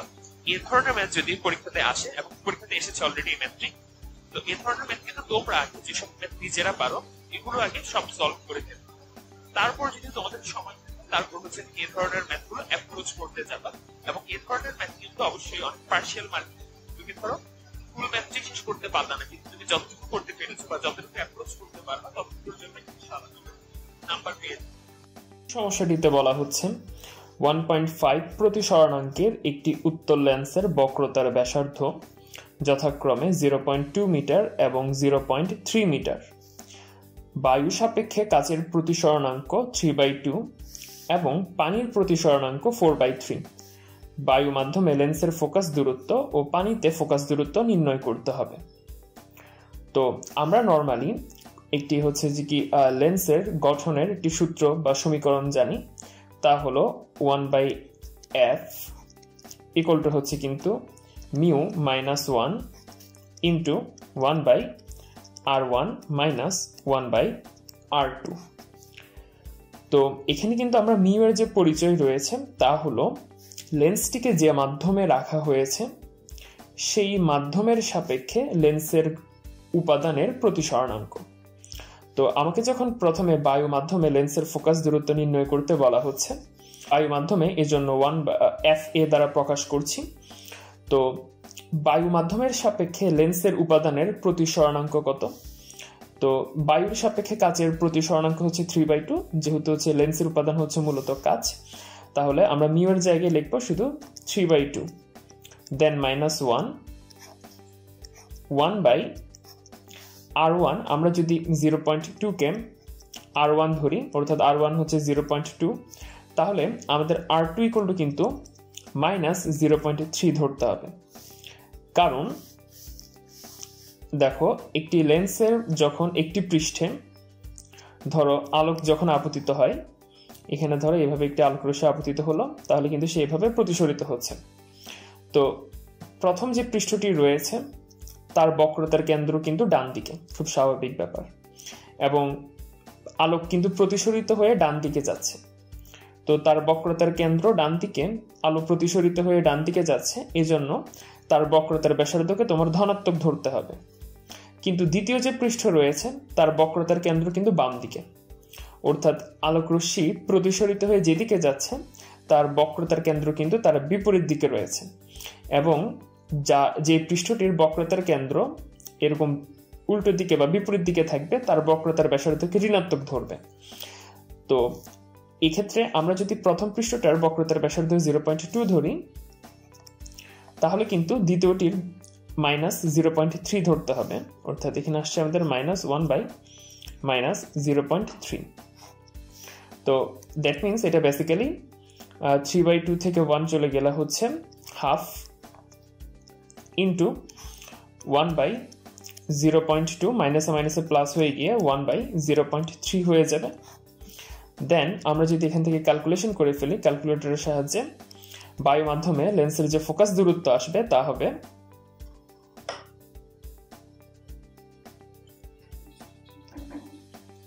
0.24 মিটার। এখন আমরা যদি পানিতে ফোকাস দূরত্ব বের করতে যাই, তাহলে 1/fg এটা ইকুয়াল টু হবে, দেখো আমাদের এখন পানির সাপেক্ষে কাচের প্রতিসরণাঙ্ক বের করতে হবে, অর্থাৎ পানির সাপেক্ষে লেন্সের উপাদানের প্রতিসরণাঙ্ক বের করতে হবে। তো পানির সাপেক্ষে যদি কাচের প্রতিসরণাঙ্ক w মিউ জি হয়, তাহলে এটা কিন্তু হবে মূলত mu G divided by mu W. So আমরা এই জায়গায় লিখে দেব mu G divided by mu W minus 1/r1 minus 1/r2। তো এখন আমরা যদি এখানে মান বসিয়ে দিই, মিউ জি এর ভ্যালু দেওয়া আছে 3/2, তারপর পানির প্রতিসরণাঙ্ক দেওয়া আছে 4/3 মাইনাস 1, এবং হচ্ছে ঠিক আগের মতোই তুমি যদি r1 0.2 ধরো, r2 ধরতে হবে মাইনাস 0.3, তো মাইনাসে মাইনাসে প্লাস হয়ে গিয়ে 0.3 চলে আসবে। এবং তুমি যদি ক্যালকুলেটরের সাহায্যে এটা ক্যালকুলেশন করে ফেলো, তাহলে fg এর যে মান চলে আসবে তা হচ্ছে 0.96 মিটার। পরবর্তী সমস্যাটিতে বলা হচ্ছে একটি প্রিজমের উপাদানের প্রতিসরণাঙ্ক হচ্ছে √2 এবং এর ভেতর হতে নির্গত আলোক রশ্মির ন্যূনতম বিচ্যুতি কোণ 30 ডিগ্রি হলে প্রিজম কোণ নির্ণয় করো। অর্থাৎ আমাদের এখন এই উপরোক্ত ইনফরমেশন ব্যবহার করে প্রিজম কোণ বের করতে হবে। তো ন্যূনতম বিচ্যুতির ক্ষেত্রে আমরা প্রিজমের উপাদানের যে প্রতিসরণাঙ্ক মিউ পাই তা ইকুয়াল টু হবে কিন্তু mu equal to sine a plus ন্যূনতম বিচ্যুতি কোণ ডিভাইডেড বাই 2 এন্ড নিচে হবে sin a বাই 2। তো এখানে আমাদেরকে মিউ এর মান বসাতে হবে √2 এবং sin এখানে যে a রয়েছে তা কিন্তু হচ্ছে মূলত প্রিজমের কোণ অর্থাৎ প্রিজম কোণ অর্থাৎ প্রিজমটি যে শীর্ষ কোণ রয়েছে তার মান, তাকে আমরা মূলত প্রিজম কোণ বলি, তা বের করতে হবে আমাদের। এখন a প্লাস এখানে ডেল m এর ভ্যালু দেওয়া আছে 30 ডিগ্রি ডিভাইডেড বাই হচ্ছে 2 এন্ড দেন হচ্ছে sin a বাই 2। তো এখান থেকে আমাদের এখন ফার্দার ক্যালকুলেশন করতে হবে। সো আমাদের এক্ষেত্রে এই a প্লাস b চিন্তা করে অর্থাৎ sin a প্লাস b এর যে ট্রিকোনোমেট্রিক ফর্মুলা রয়েছে sin a into cos b plus cos a into sin b তা অ্যাপ্লাই করতে হবে। তো আমি যদি এই জিনিসটাকে কিন্তু এভাবে চিন্তা করতে পারি sin a বাই 2 প্লাস হচ্ছে যে কি কত 15 ডিগ্রি এভাবে চিন্তা করতে পারি। তো আমরা এখান থেকে পেয়ে যাচ্ছি sin a into cos b plus cos a into sin b divided by হচ্ছে sin a বাই 2। সো এখান থেকে এখন আমরা কিন্তু পেয়ে যাচ্ছি √2 equal to sin a by 2 কাটাকাটি গিয়ে cos 15 ডিগ্রি থাকছে plus cos a by 2 divided by sin a by 2 মানে হচ্ছে cot a by 2 into sin 15 degree. তাহলে এখান থেকে আমরা কিন্তু ফাইনালি পেয়ে যাচ্ছি cot a বাই 2 এটাই করলে কিন্তু হবে, দেখো √2 থেকে cos 15 ডিগ্রি বিয়োগ যাবে √2 minus cos 15 degree divided by sin 15 degree sin 15 degree. তাহলে এখান থেকে cot a বাই 2 এর যে ভ্যালু আসছে তা হলো √3। এখন cot a বাই 2 এর ভ্যালু যদি √3 হয় তাহলে অবশ্যই a বাই 2 এর ভ্যালু আসবে 30 ডিগ্রি। দ্যাট মিন্স আমাদের a এর মান হচ্ছে 60 ডিগ্রি। সমস্যাটিতে বলা হচ্ছে ইয়াং এর দ্বিচির পরীক্ষায় চির দুটির মধ্যবর্তী দূরত্ব 0.18 মিলিমিটার, অর্থাৎ এটা হচ্ছে আমাদের মূলত স্মল ডি এর মান, এবং চিরগুলো থেকে 90 সেন্টিমিটার দূরে এটা হচ্ছে আমাদের ক্যাপিটাল ডি এর মান 90 সেন্টিমিটার দূরে পর্দায় একটি একবর্ণী আলোর সাহায্যে ডোরা সৃষ্টি করা হলো। যদি তৃতীয় উজ্জ্বল ডোরাটি কেন্দ্রীয় উজ্জ্বল ডোরা থেকে 8.1 মিলিমিটার দূরত্বে অবস্থিত হয় তাহলে আলোর তরঙ্গদৈর্ঘ্য আমাদের নির্ণয় করতে হবে। তো কেন্দ্রীয় চরম থেকে n-তম উজ্জ্বল ডোরার যে দূরত্ব তা কিন্তু হচ্ছে আমাদের ফর্মুলা অনুযায়ী n lambda capital D divided by small D. Small ডিকে তোমরা অনেকে স্মল এ দ্বারাও প্রকাশ করে থাকো, একই কথা। তো আমাদের কিন্তু এখানে xn এর মান দেওয়া আছে, অর্থাৎ কেন্দ্রীয় চরম থেকে উজ্জ্বল ডোরাটি 8.1 মিলিমিটার দূরে অবস্থান করছে, এবং আমাদের কিন্তু বাকি সকল মান দেওয়া আছে, n এর ভ্যালু 3, ক্যাপিটাল ডি এবং স্মল ডি সবকিছু দেওয়া আছে। সো আমাদের এখান থেকে ল্যামডার ভ্যালুটি বের করতে হবে। সো আমরা ল্যামডাকে এক পাশে রেখে বাকি সবগুলোকে আরেক পাশে নিয়ে যাই। xn into small D divided by n into capital D, এবং এখানে যদি আমরা এখন মান বসিয়ে দিই xn হচ্ছে আমাদের 8.1 মিলিমিটার, একে যদি আমরা মিটারে কনভার্ট করি 8.1 ইন্টু 10⁻³ মিটার। স্মল ডি হচ্ছে 0.18 মিলিমিটার, তো 0.18 ইন্টু একে যদি মিটারে কনভার্ট করি তাহলে হচ্ছে 0.18 ইন্টু 10⁻³। n এর ভ্যালু হচ্ছে 3 এবং ক্যাপিটাল ডি এর ভ্যালু হচ্ছে 90 সেন্টিমিটার, মিটারে কনভার্ট করলে হয়ে যাচ্ছে 90 ইন্টু 10⁻²। তো সবকিছুকে যেহেতু আমি মিটারে কনভার্ট করেছি আমার ল্যামডার ভ্যালুও কিন্তু মিটারে চলে আসবে, এবং তুমি যদি ক্যালকুলেটরে এটা খুব ইজিলি ক্যালকুলেশন করে ফেলতে পারবে, এবং তার ভ্যালু চলে আসবে 5.4 ইন্টু 10⁻7 মিটার। এটি হচ্ছে তরঙ্গ দৈর্ঘ্যের মান। পরবর্তী সমস্যাটিতে বলা হচ্ছে কোনো অপবর্তন গ্রেটিং এর প্রতি সেন্টিমিটারে 6000 রেখা আছে। তো এর ভেতর দিয়ে 5896 অ্যাংস্ট্রম তরঙ্গ দৈর্ঘ্যের আলো ফেললে দ্বিতীয় চরমের জন্য অপবর্তন কোণ নির্ণয় করো। তো এটা যেহেতু গ্রেটিং কর্তৃক অপবর্তনের ক্ষেত্রে n-তম চরমের জন্য আমরা যে ইকুয়েশনটি পাই তা কিন্তু হচ্ছে d sin theta n equal to কিন্তু হচ্ছে n ল্যামডা। এখন এখানে যে d রয়েছে তা কিন্তু হচ্ছে গ্রেটিং ধ্রুবক, আর theta n হচ্ছে আমার অপবর্তন কোণ, n হচ্ছে যততম আমি চিন্তা করছি, কনসিডার করছি, আর ল্যামডা হচ্ছে তরঙ্গ দৈর্ঘ্যের মান। তো আমার এখানে খেয়াল রাখতে হবে এখানে যে d রয়েছে তা কিন্তু আবার 1/n। এখানে n হচ্ছে প্রতি একক দৈর্ঘ্যে যে পরিমাণ তোমার রেখা থাকে। তো আমাদের কিন্তু এখানে দেওয়া আছে প্রতি সেন্টিমিটারে 6000 রেখা আছে, অর্থাৎ n ইকুয়াল টু হচ্ছে 6000 পার সেন্টিমিটার, এবং একে যদি আমরা পার মিটারে কনভার্ট করে ফেলি তাহলে কিন্তু তা চলে আসবে 6 × 10⁵ পার মিটার, অর্থাৎ তোমার জাস্ট এটাকে 100 দ্বারা গুণ করে দিতে হবে। তারপর এখানে যে ল্যামডার মান দেওয়া আছে তা কিন্তু হচ্ছে 5896 × 10⁻10 মিটার, যেহেতু 1 অ্যাংস্ট্রম সমান হচ্ছে 10⁻10 মিটার, আর আমাদের n এর যে ভ্যালু দেওয়া আছে তা কিন্তু হচ্ছে 2, n ইকুয়াল টু কিন্তু 2। তো সবকিছু যদি আমরা এখন ফর্মুলাতে বসিয়ে দিই, 1/n এর ভ্যালু বসাবো 6 × 10⁵ into sine theta n, n এর ভ্যালু বসাবো 2, এবং ল্যামডা এর ভ্যালু বসাবো 5896 × 10⁻10। তো এখান থেকে আমরা থেটা n এর ভ্যালু পেয়ে যাব, theta n equal to sign inverse 1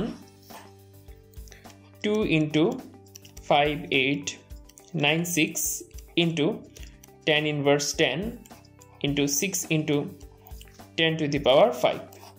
so ক্যালকুলেটরে যদি এই ভ্যালুটি হিসাব করে ফেলো খুব সহজে, তাহলে ভ্যালু পেয়ে যাবা 45.03 ডিগ্রি। পরবর্তী সমস্যাটিতে বলা হচ্ছে পারদের বাষ্প 140 ন্যানোমিটার তরঙ্গ দৈর্ঘ্যের একটি ফোটন শুষে নিয়ে পরবর্তীতে দুটি ফোটন নিঃসরণ করে। একটি ফোটনের তরঙ্গ দৈর্ঘ্য 180.5 ন্যানোমিটার হলে অপর ফোটনের তরঙ্গ দৈর্ঘ্য কত? সো সে যে ফোটনটি শুষে নিয়েছে তার ধরা যাক তরঙ্গ দৈর্ঘ্য দেওয়া আছে ল্যামডা, তাহলে তার যে শক্তি হবে, অর্থাৎ সে ফোটনের যে শক্তি তা হবে কিন্তু hc / ল্যামডা, কারণ আমরা জানি ফোটনের শক্তি ইকুয়াল টু হচ্ছে basically hf, f equal to c/ল্যামডা। তো এখান থেকে লিখেছি hc/ল্যামডা। এখন এটি অ্যাবজর্ব করার পর বা শুষে নিয়ে সে কিন্তু দুটি ফোটন নিঃসরণ করবে। ধরা যাক একটির তরঙ্গ দৈর্ঘ্য λ1 এবং অপরটির তরঙ্গ দৈর্ঘ্য হচ্ছে λ2। তাহলে এখান থেকে যে দুটি ফোটন নিঃসরণ ঘটবে তাদের যে শক্তি তা হচ্ছে hc/λ1 এবং hc/λ2। তো তাহলে আমরা লিখতে পারি hc/λ এটা ইকুয়াল টু হবে hc/λ1 প্লাস hc/λ2। তাহলে এখান থেকে আমরা পেয়ে যাচ্ছি 1/λ ইকুয়াল টু হচ্ছে 1/λ1 মাইনাস 1/λ2। তো আমরা যদি সামনে আরো এগিয়ে যাই, এই ক্ষেত্রে আমাদের বের করতে হবে মূলত λ2 এর মান। দুঃখিত, এটা কিন্তু হবে 1/λ1 প্লাস 1/λ2। তো আমাদের কিন্তু এই ক্ষেত্রে বের করতে হবে λ2 এর মান, কারণ λ1 এর মান দেওয়া আছে, λ এর ভ্যালুও দেওয়া আছে। সো 1/λ2 এটা ইকুয়াল টু হচ্ছে কিন্তু 1/λ মাইনাস 1/λ1। তো এখান থেকে আমরা কিন্তু পেয়ে যাচ্ছি 1/λ2 এটা ইকুয়াল টু হবে lambda into lambda 1, that means lambda 1 minus lambda. So lambda 2 এর ভ্যালু আসবে lambda into lambda 1 divided by lambda 1 minus lambda. তাহলে এখন আমরা যদি এটার মান বসিয়ে দিই lambda 2 equal to কিন্তু আমরা পেয়ে যাব lambda এর ভ্যালু হচ্ছে 140 ন্যানোমিটার। সো 140 into 10 inverse 9 মিটারে কনভার্ট করে ফেললাম। lambda 1 এর ভ্যালু কিন্তু দেওয়া আছে 180.5 ন্যানোমিটার। সো এটাকেও 180.5 into 10 inverse 9 মিটারে কনভার্ট করে ফেললাম। তো নিচেও হচ্ছে যে কি lambda 1 এর ভ্যালু বসিয়ে দিতে হবে 180.5 মাইনাস 140, 10 ইনভার্স 9টা একসাথে লিখলাম, যেহেতু উভয়ের সাথে গুণ অবস্থায় আছে কমন নিয়ে লিখলাম। তো এটা যদি এখন ক্যালকুলেটরে হিসাব করে ফেলো তাহলে যে ভ্যালুটি পেয়ে যাব তা হচ্ছে 623.95 ইন্টু 10 ইনভার্স 9 মিটার। পরবর্তী সমস্যাটিতে বলা হচ্ছে একটি ধাতব পৃষ্ঠ হতে নির্গত বা নিঃসৃত ইলেকট্রনের সর্বাধিক বেগ কত হলে নিবৃত্তি বিভব পার্থক্য 0.96 ভোল্ট হবে। তো নিঃসৃত ইলেকট্রনের সর্বাধিক বেগ যদি Vmax হয় তাহলে তার যে গতিশক্তি তা কিন্তু হবে 12m Vmax স্কয়ার। এটা ইকুয়াল টু কিন্তু হবে ইলেকট্রনের যে চার্জ রয়েছে তা ইনটু নিবৃত্তি বিভবের মান বা স্টপিং পটেনশিয়ালের যে মান। তো এখান থেকে আমার মূলত Vmax টি ক্যালকুলেট করতে হবে। সো Vmax এটা ইকুয়াল টু কিন্তু আমরা পেয়ে যাচ্ছি 2 into E Vs divided by m, এটাকে রুট করে দিতে হবে। সো আমি যদি ভ্যালুগুলো বসিয়ে দিই এক্ষেত্রে 2 ইন্টু 1.6 ইন্টু 10 ইনভার্স 19 যা হচ্ছে ইলেকট্রনের চার্জ, Vs দেওয়া আছে 0.96 এবং আমরা জানি ইলেকট্রনের ভর হচ্ছে 9.1 ইন্টু 10 ইনভার্স 31 কেজি এবং এর একক আসছে ms ইনভার্স 1। সো এটা যদি ক্যালকুলেটরের সাহায্যে ক্যালকুলেশন করে ফেলো তাহলে পেয়ে যাব 5.81 into 10 to the power 5 ms inverse 1। পরবর্তী সমস্যাটিতে বলা হচ্ছে 4 into 10 to the power 15 hertz কম্পাঙ্কের বিকিরণ কোনো ধাতুর পৃষ্ঠে আপতিত হলে সর্বোচ্চ 3.6 ইন্টু 10 ইনভার্স 19 জুল গতিসম্পন্ন ইলেকট্রন নির্গত হয়। ওই ধাতুর সূচন কম্পাঙ্ক কত? আচ্ছা, আমরা জানি কোন একটি ধাতুতে যদি f কম্পাঙ্ক বা কোন একটি পার্টিকুলার কম্পাঙ্ক বিশিষ্ট আর বিকিরণ নির্গত হয়, তো সেক্ষেত্রে এই বিকিরণের যে শক্তি থাকে বা এই বিকিরণের ফোটনের যে শক্তি থাকে hf, এটা ইকুয়াল টু আমরা লিখতে পারি কার্যাপেক্ষক ডট যোগ এখানে ধাতব পৃষ্ঠ থেকে নির্গত ইলেকট্রনের সর্বোচ্চ গতিশক্তি। কারণ এই ক্ষেত্রে যে বিকিরণ আপতিত হচ্ছে ধাতব পৃষ্ঠের উপর তার ফোটনের শক্তির একটি অংশ ইলেকট্রনকে ধাতব পৃষ্ঠ হতে আলাদা করতে বা বিচ্ছিন্ন করতে ব্যবহৃত হবে, যা হচ্ছে মূলত আমার কার্যাপেক্ষকের মান, এবং অপর যে অংশ বাকি থাকবে তা মূলত ওই ইলেকট্রনটিকে অর্থাৎ ধাতব পৃষ্ঠ থেকে নির্গত ইলেকট্রনকে গতিশক্তি যোগাবে বা গতিশীল করতে ব্যবহৃত হবে। তো এক্ষেত্রে আমাদের কিন্তু ম্যাক্সিমাম জিনিসের ভ্যালুই দেওয়া আছে। আচ্ছা, এই জিনিসটাকে আমরা এভাবে লিখে আগে hf equal to w not এর পরিবর্তে আমরা লিখতে পারি hf নট, যেখানে f নট হচ্ছে সূচন কম্পাঙ্ক এবং এটা হচ্ছে Emax। তাহলে এখান থেকে আমাদের যে f নট পেয়ে যাচ্ছি তা হবে hf minus Emax divided by কিন্তু হচ্ছে h। সো এখন যদি আমরা ভ্যালুগুলো বসিয়ে দিই, h এর ভ্যালু হচ্ছে 6.63 ইন্টু 10 ইনভার্স 34, f এর যে ভ্যালু আছে তা হচ্ছে 4 into 10 to the power 15 minus ইলেকট্রনের যে গতিশক্তি সর্বোচ্চ তা হচ্ছে 3.6 ইন্টু 10 ইনভার্স 19 জুল। এইচ এর যে ভ্যালু তা আবার বসিয়ে দিলাম 6.63 ইন্টু 10 ইনভার্স 34, এবং এক্ষেত্রে যে একক আসবে তা কিন্তু হচ্ছে হার্জে আসবে। সো এটা যদি ক্যালকুলেটরের সাহায্যে ক্যালকুলেশন করে ফেলো তাহলে কিন্তু ভ্যালু চলে আসছে 3.456 into 10 to the power 15 hertz. পরবর্তী সমস্যাটিতে বলা হচ্ছে 9.1 ইন্টু 10 ইনভার্স 31 কেজি ভর বিশিষ্ট একটি ইলেকট্রন যদি নিউক্লিয়াসকে কেন্দ্র করে 0.53 ইন্টু 10 ইনভার্স 10 মিটার ব্যাসার্ধের কক্ষপথে ঘুরতে থাকে তবে তার কণিক বেগ নির্ণয় করো। এবং এক্ষেত্রে প্লাঙ্কের ধ্রুবক দেওয়া আছে 6.63 into 10 inverse 34 joule second. So Bohr পরমাণু মডেল অনুযায়ী তোমরা জানো MVR ইকুয়াল টু হচ্ছে NH বাই টুয়াইস পাই, অর্থাৎ আর ব্যাসার্ধের কক্ষপথে ঘূর্ণায়মান ইলেকট্রনের যে কৌণিক ভরবেগ এটি হচ্ছে মূলত কৌণিক ভরবেগ L, এটা ইকুয়াল টু হচ্ছে NH বাই টুয়াইস পাই।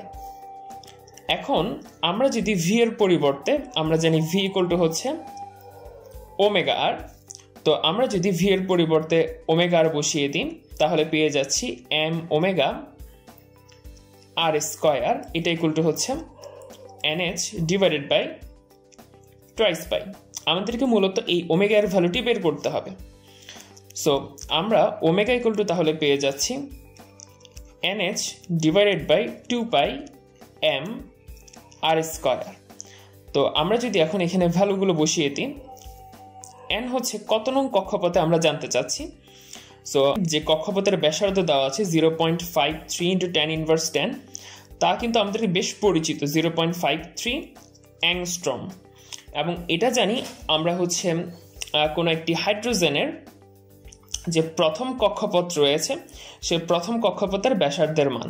তো এক্ষেত্রে আমরা n এর ভ্যালু 1 বসাতে পারি এবং h হচ্ছে 6.63 ইন্টু 10 ইনভার্স 34, তো 2 পাই m এর ভ্যালু আমরা বসাবো 9.1 ইন্টু 10 ইনভার্স 31 কেজি, আর r এর ভ্যালু আমাদের দেওয়াই আছে 0.53 ইন্টু 10 ইনভার্স 10, তো 0.53 ইন্টু 10 ইনভার্স 10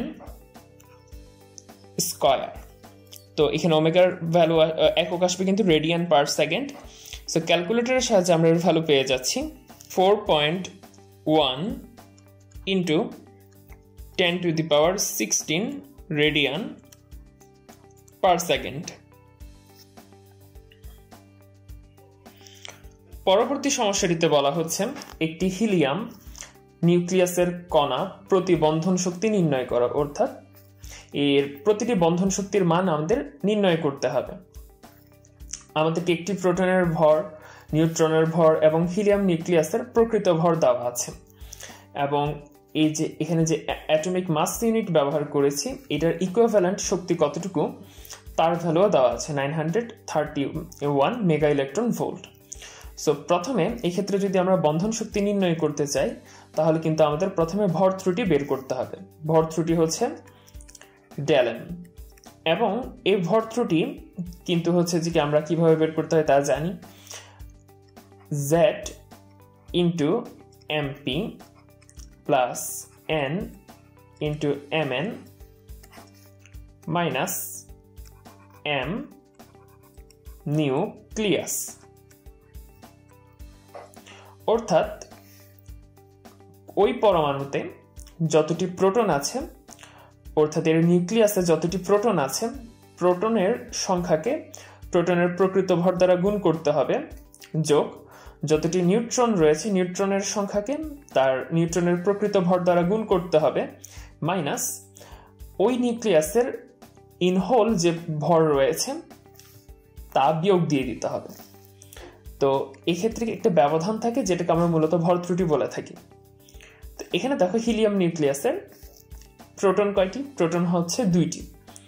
সো 2 ইন্টু এখানে একটি প্রোটনের প্রকৃত ভর কত তা হচ্ছে 1.00728 অ্যাটমিক মাস ইউনিট বা AMU 00728 প্লাস দেখো দুটি যদি প্রোটন থাকে তাহলে নিউট্রন কয়টি থাকবে 4 - 2, যেহেতু এর ভর সংখ্যাই হচ্ছে 4, তাহলে নিউট্রন হচ্ছে 4 - 2, দ্যাট মিনস এটা হচ্ছে 2 ইন্টু নিউট্রনের ভর হচ্ছে 1.00876 মাইনাস নিউক্লিয়াসের প্রকৃত ভর হচ্ছে হিলিয়াম নিউক্লিয়াসের 4.00276 এবং এর একক হচ্ছেও কিন্তু AMU। সো এটা যদি এখন ক্যালকুলেটরে তোমরা ক্যালকুলেশন করে ফেলো তাহলে কিন্তু এর ভ্যালু চলে আসছে 0.02932 MU। তাহলে এখন আমরা বন্ধন শক্তি পেয়ে যাচ্ছি, বন্ধন শক্তি এটাই করলে কিন্তু হবে ভর ত্রুটি ইন্টু প্রতি অ্যাটমিক মাস ইউনিটের ইকুইভ্যালেন্ট যতটুকু শক্তি, অর্থাৎ 931 mega electron volt, 931 mega electron volt. So আমরা যদি এই ক্ষেত্রে পেয়ে যাচ্ছি 0.02932 ইন্টু হচ্ছে 931, দ্যাট মিনস এটা যদি ক্যালকুলেশন করে ফেলো ক্যালকুলেটরের মাধ্যমে তাহলে পেয়ে যাচ্ছি 27.297 মেগা ইলেকট্রন ভোল্ট। এটি হচ্ছে আমাদের আর নির্ণেয় বন্ধন শক্তির মান। ধন্যবাদ তোমাদের সকলকেই ভিডিওটি শেষ পর্যন্ত দেখার জন্য। আশা করি প্রত্যেকটি সমস্যা তোমরা আগে নিজেরা সমাধানের চেষ্টা করেছো। পরে যদি কোনো প্রবলেম ফেস করে থাকো তাহলে ভিডিওর সলিউশন প্রসিডিওর মেনটেন করেছো। তোমাদের সকলের জন্য অসংখ্য শুভকামনা। আশা করি তোমরা তোমাদের কাঙ্ক্ষিত বিশ্ববিদ্যালয়ে চান্স পেয়ে যাবে এবং তোমাদের সকলের জন্য দোয়া রইল। প্রচুর পরিমাণে প্র্যাকটিস করো, প্র্যাকটিস করলে অবশ্যই সফলতা চলে আসবে।